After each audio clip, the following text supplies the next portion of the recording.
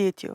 Kakšno pa je stanje izobraževanja digitalnih profilov na terciarni stopnji in kakšni so prvi rezultati klasifikacije vseh študijskih programov v Sloveniji? To zagotovo ve dr. Igor Pesek, docent na Fakulteti za naravoslovje in matematiko Univerze v Mariboru, ki se raziskovalno ukvarja z računalniškim izobraževanjem, digitalnimi kompetencami in e-učenjem. Igor, predajam vam besedo. Hvala za besedo. Torej, danes bom predstavil raziskavo, ki smo opravili jaz, Igor Pesek, Alenka Lipovec, Katja Kovs in Gregor Harih, ki vsi prihajamo iz Univerze v Mariboru. Torej, govoril bom o sedanjosti in prihodnosti izobraževanja digitalnih poklicev v Sloveniji. Pa se dajmo malo pogledati, kaj bomo samo vsebino predavanja. Naprej, prosim. Torej, najprej bom predstavil digitalno izobraževanje v osnovni in srednji šoli, potem bomo predstavili klasifikacijo programov, po kateri smo klasificirali študijske programe glede digitalnih profilov v Sloveniji in tudi v tujini. Pogledali si bomo, kaj napovedujejo glede poklicev v nekaterih teh interesnih združenjih in podal bom na koncu sklepne ugotovitve. Naprej, prosim. Torej, mogoče najprej pogledamo digitalno izobraževanje v osnovni in srednji šoli. Kakšno je stanje v primarnem izobraževanju? V primarnem izobraževanju otroci nimajo obveznega predmeta računalništvo, sicer imajo možnost izbirnih predmetov od 4. do 6. razreda in kasneje od 7. do 9. razreda. V sekundarnem oziroma srednješolskem izobraževanju pa gimnazijah imajo predmet informatike, obstajajo pa tudi zelo dobre strokovne šole, računalniške šole, ki v bistvu izobražujejo digitalne profile. Problem je še torej vseeno v osnovni šoli. Pa če se recimo pogledamo malo drugače, računalništvo je znanost kot vse druge. Učence učimo kemijo, ker živijo v svetu s kemičnimi interakcijami. Biologijo poučujemo, ker živijo v svetu polnem živih bitij. Torej bi morali na nek način poučevati tudi računalništvo, ker živijo v digitalnem svetu. Pa temu v Sloveniji ni tako. Hrvaška, druge države, Velika Britanija so zelo aktivna na tem področju, uvajajo računalniške predmete, recimo v Veliki Britaniji celo od 1. razreda dalje, ker se zavedajo, da digitalne kompetence, ki bi jih naj osvojili vsi učenci, niso dovolj za digitalne profile ali pa poklice prihodnosti. Torej, digitalne kompetence nam v bistvu omogočajo, da živimo v digitalni družbi, ne pa da smo ustvarjalci digitalne družbe. V Sloveniji imamo zato v bistvu ustanovljeno eno skupino, ki ga je ustanovilo Ministrstvo za znanost in šport, izobraževanje, znanost in šport, imenuje se RINOS, ki bi naj, sedaj je že skupina v drugi sestavi, tudi sam sem član te skupine, in naša naloga je, da v bistvu pripravimo načrt, kako računalništvo pripeljati v osnovne šole in hkrati da poskrbimo tudi za digitalno izobraževanje kompetenc za učence in za učitelje. Seveda pa v bistvu na tem mestu tudi pozivam vse tiste, ki na nek način ali pa na kakšenkoli način lahko pomagajo, da nam pristopijo oziroma da nam pri tem pomagajo. Obstajajo mednarodne raziskave, ki v bistvu Slovenijo, recimo ICILS je ravno za digitalno pismenost oziroma za usposobljenost učencev raziskava, ki se je sicer, zadnja raziskava v Sloveniji ni bila izvedena, bila pa je leta 2014 in takrat se je pokazalo, da imamo kar precej pomanjkanja teh osnovnih digitalnih veščin. Torej imamo sicer, smo malo nad povprečjem tele raziskave bili, ampak predvsem je bilo zaskrbljujoče tista najnižji nivoji, torej 0. in 1. nivo. Naprej, prosim.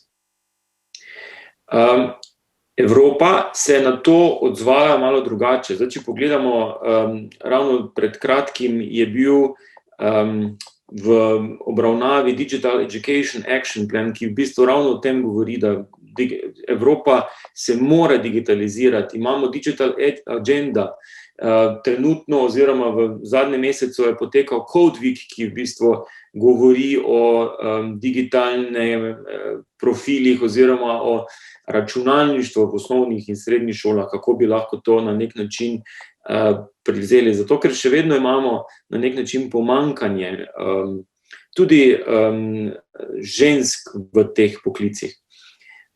Po drugi strani pa Evropa dela na tem, da bi dobro opisala, kaj pa sploh na nek način razumemo pod digitalne kompetence, pa tudi katere profile razume kot digitalne. Zdaj Evropa ima evropsko ogrodje kvalifikacij, ki nekako opisuje vse poklice, ne samo digitalnih, in vsi nacionalni ogrodja kvalifikacij morajo imeti na nek način preslikavo do tega evropskega ogrodja. Seveda pa to ogrodje je zelo splošno in bila potreba, da se pripravi prav za digitalne profile, posebej ogrodje, ki ga zdaj tu na kratko bom opisal, torej je e-kompetenčno ogrodje, e-competence framework, ki je bilo sicer dolgo v pripravi, potem so ga sprejeli in sedaj letos ažurirali. Kaj ima 5 področij, ki so v bistvu, ki sledijo glavnim IKT procesom v razvoju ali pa poslovnih procesov. Prvo je načrtovanje, drugo je izdelovanje, tretjo je izvajanje področje, četrto področje je omogočanje in zadnje področje je upravljanje. In na podlagi teh 5 področij so predpisali oziroma opisali 41 kompetenc in vsaka kompetenca ima 5 stopenj oziroma ravni. Seveda vsak od teh digitalnih profilov ne rabi dosegati najvišjih stopenj. Pomembno pa je, da v bistvu imamo zapisane vse te kompetence, ki bi jih naj znotraj digitalnih profilov obvladovali. Poznamo, oziroma oni so v tem ogrodju je definiranih 30 digitalnih profilov, od razvijalcev do različnih menedžerjev, do preizkuševalcev, imate tudi take specifične, ki se vežejo na agilno programiranje in tako dalje. Vse skupaj je dostopno znotraj standarda, ki se imenuje SIST N16234 in je bil pač letos sprejet. Zdaj, če pogledamo samo tole e-kompetenčno ogrodje, zelo spominja na digitalne kompetence oziroma ogrodje digitalnih kompetenc, sploh tega zadnjega 2.1. Tudi tam imamo 5 področij, ki sicer so čisto drugačna od tega e-kompetenčnega ogrodja, hkrati pa ima tudi znotraj teh področij sicer nekaj manj, okrog 20 kompetenc definiranih, imajo pa zato 8 stopenj za vsako kompetenco. Torej vidite, da so nekje povezave. Hvala, lahko gremo naprej. Torej, na podlagi tega e-kompetenčnega ogrodja smo mi pripravili klasifikacijo, na podlagi katere smo pregledali potem vse študijske programe in jih razvrstili glede na digitalne profile. Če pogledamo ta prikaz oziroma sliko, vidimo, da imamo v središču čiste digitalne profile, lahko bi jim rekli pure ali pa core digital profile, ki se naslanjajo na ravno ta e-kompetenčni okvir. Zdaj, če bi pogledali glede na digitalne kompetence, bi lahko rekli, da dosegajo taki profili nekje stopnjo 7 ali 8. Lahko pogledamo tudi na primarno področje kot tile čiste digitalne profile, kjer IKT razvijamo oziroma ga izboljšujemo, ali programe, ali algoritme, ali storitve. Torej, tukaj je tisto osnovno, kjer v bistvu IKT nastaja. Seveda pa imamo tudi digitalne profile, ki pa ta IKT orodja intenzivno uporabljajo. To so pa podporni digitalni profili, lahko bi rekli, da je tukaj IKT kot sredstvo za doseganje rezultatov. Lahko bi rekli, da je to tudi sekundarno področje. To so poklici, ki sami sicer ne razvijajo, so pa tisti primarni uporabniki vseh teh orodij. Obstajajo pa tudi profili, ki pa v bistvu orodij, teh digitalnih orodij ali pa IKT orodij ne potrebujejo v takem intenzivnem smislu, te pa smo potem poimenovali kar nedigitalni profili in pri njih se pričakuje, da v bistvu imajo te osnovne digitalne kompetence na nivoju recimo 3 ali več, kar pomeni, da lahko funkcionirajo v družbi, lahko orodja uporabljajo, ampak tu pa tudi se potem to zaključi. Naprej, prosim. Torej, pogledali smo vse študijske programe v Sloveniji, kako smo jih pregledovali, pridobili smo si seznam vseh akreditiranih študijskih programov, ki jih ta seznam ponuja NAKVIS. Potem pa smo naredili, bi lahko rekli, dvojni slepi pregled vseh programov, kaj to pomeni, da tisti, ki je prvi gledal vseh teh 946 oziroma celo malo več programov, ampak nekaj jih je potem se je izkazalo, da niso več aktivni. Vsak je pregledal četrtino programov kot prvi pregledovalec in vsak je potem tisti, ki je bil prvi pregledovalec, je moral tudi pridobiti spletni naslov za ta študijski program. Tukaj bi izpostavil dejansko, da pri tem iskanju nismo imeli težav, torej bolj ali manj vse fakultete v Sloveniji na svojih spletnih straneh ponujajo opise študijskih programov z tudi kompetencami, ki bi naj diplomant dosegel, na voljo so predmetniki, tako da na tej točki bi lahko res pohvalil vse fakultete, da imajo res vzorno pripravljene predstavitve svojih programov. No, tisti drugi pregledovalec pa je potem šel še sam pregledati vse študijske programe in je sam razvrstil v to klasifikacijo, ki sem jo prej predstavil, torej čisti profili, digitalni profili, podporni digitalni profili in nedigitalni profili. In potem tam, kjer je bilo v bistvu ni bilo usklajeno med prvim in drugim, tam je bilo potem še naknadno smo potem imeli kratke konsolidacije, kjer smo potem se uskladili in potem uvrstili v eno od teh 3 področij. Naprej. Torej, kaj smo ugotovili?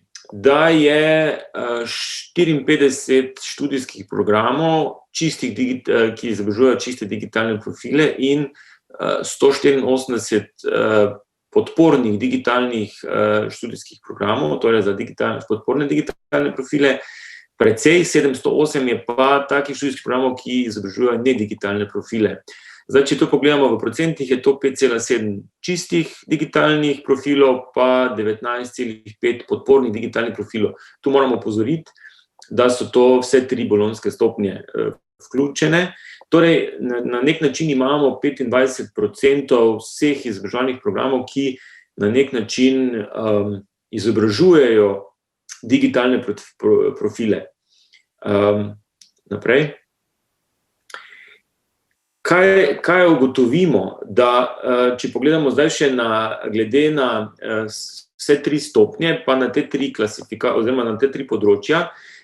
Prva stopnja je dobro zastopana, druga stopnja je malenkost, mogoče premalo, bom se potem kasneje navezal še na tujino, torej teh čistih digitalnih profilov na drugi stopnji malenkost je premalo, tretja stopnja pa je dobro zastopana.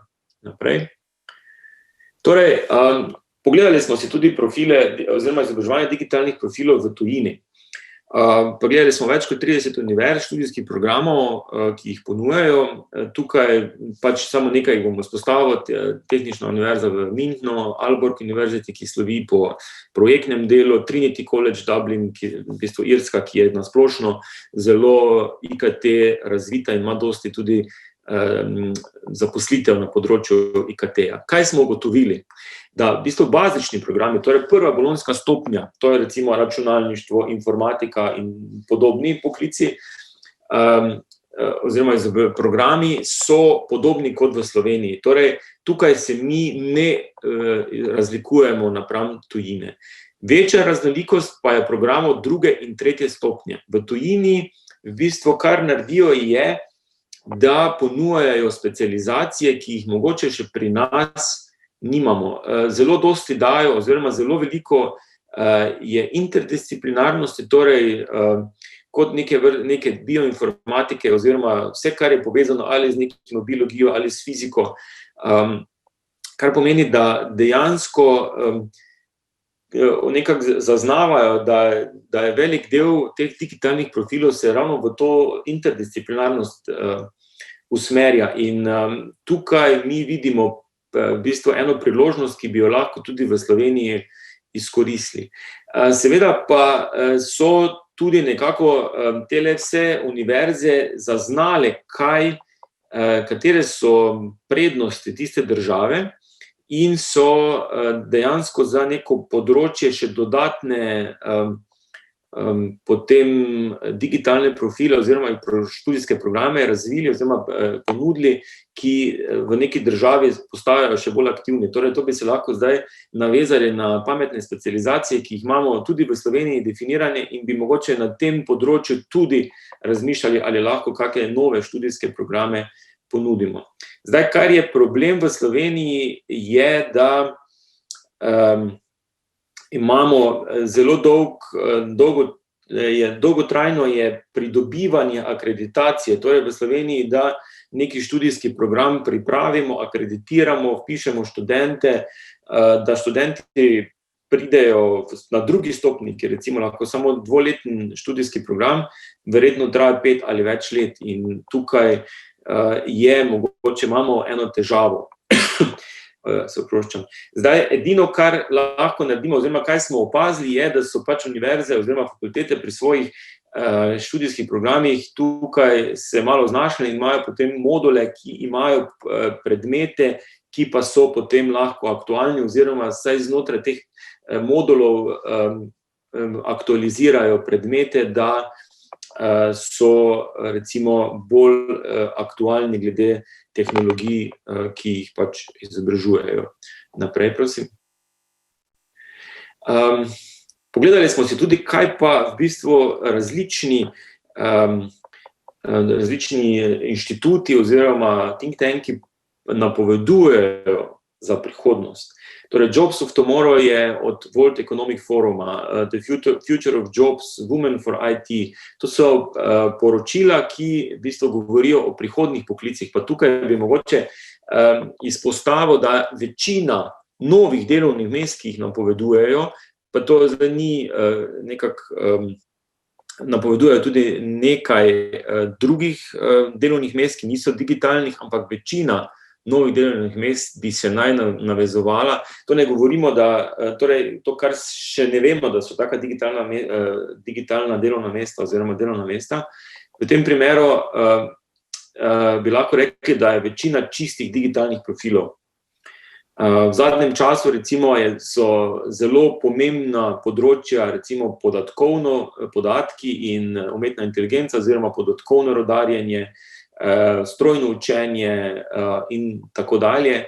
In takih poklicov trenutno recimo v Sloveniji še ne izobražujemo na drugi stopnji, recimo, ali pa jih je zelo malo takih študijskih programov. Naprej, prosim.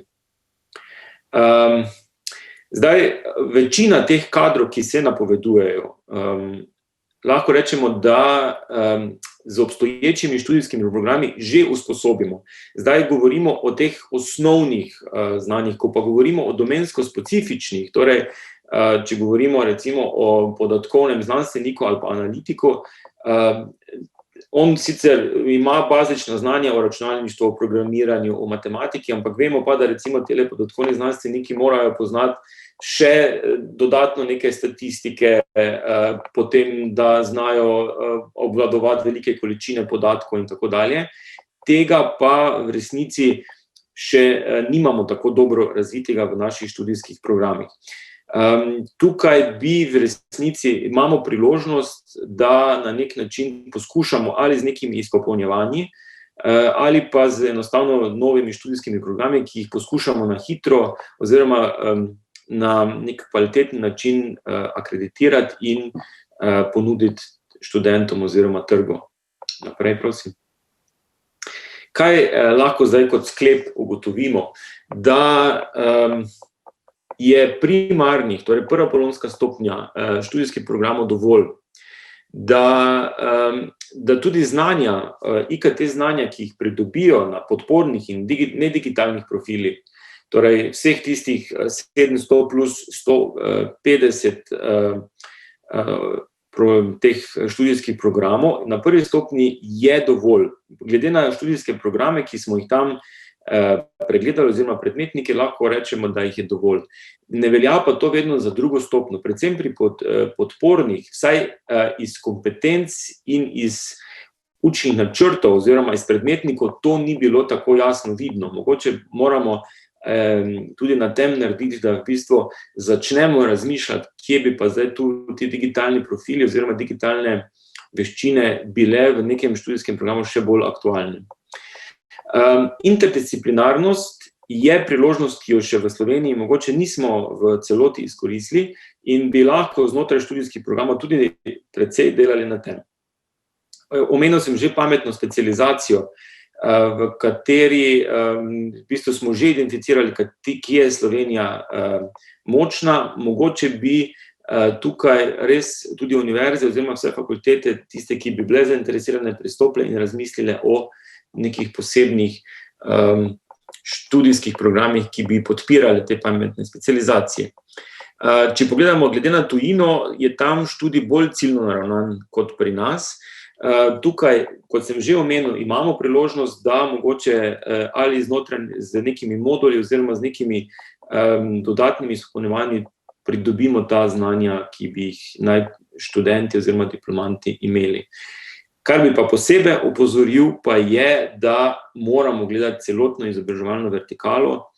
Namreč učenci v osnovni šoli, če bi imeli stik z računalništvom, bi se mogoče še več odločali za te čiste digitalne profile. Zdaj v bistvu večkrat ugotavljamo, da pridejo na srednje šole, tudi računalniške, pa v bistvu imajo samo ta osnovna digitalna znanja, vedo, da bi radi mogoče delali na tem, ampak je potem precej ta razkorak do tistega, kar bi pa naj dejansko delali na računalniških šolah, precej velik. In mogoče bi res še enkrat tu pozval vse tiste, ki imajo možnost, da nekako vsi skupaj delamo na tem, da bi tudi v osnovni šoli imeli obvezno izobraževanje glede računalništva. Hvala lepa, to je iz naše strani vse. Pa srečno. Igor, hvala za te izčrpne podatke in sliko stanja izobraževanja digitalnih profilov, ki vsekakor so pred velikim izzivom. Sledi malo daljši odmor za kosilo, po odmoru pa lepo vabljeni še na okroglo mizo z naslovom Digitalne kompetence, izziv in nuja nove realnosti, ki bo potekala preko Zooma in katere del bom tudi sama. Se vidimo po odmoru ob 12:30.